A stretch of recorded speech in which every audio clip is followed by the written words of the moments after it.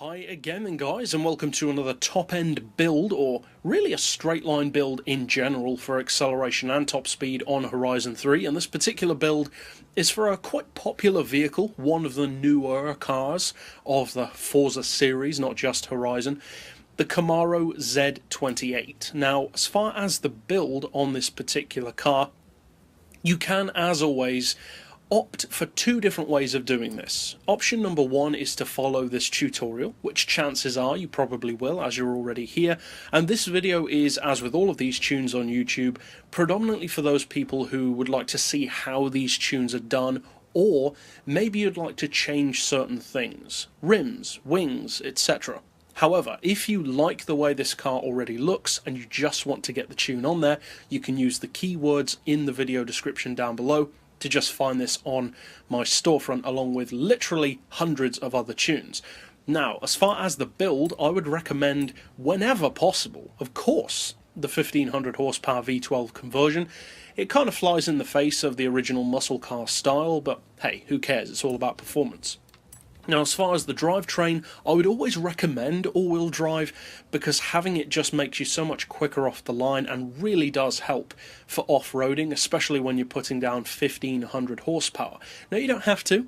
I would recommend it, but obviously it's down to personal preference. Now, as far as the rest of the parts, fairly obviously you just want to fit everything that improves the car. And so for the tune setup on this particular vehicle, which is of course the way to unlock the potential of all of those upgrades, I would recommend the gearbox settings as follows. A final drive of 3.2. Then for the individual gears, we've left it very simple. With most cars on the game, you only need to make a very few minor adjustments. The final drive helps a lot. As far as the rest, we've rounded most of them off. So we've got 2.9, 1.99, 1.5, 1.17, 0.95 and 0.78. So a couple of changes in there compared to what we'd usually do, but still it roughly follows a similar kind of theme to the kind of gears that we would usually have.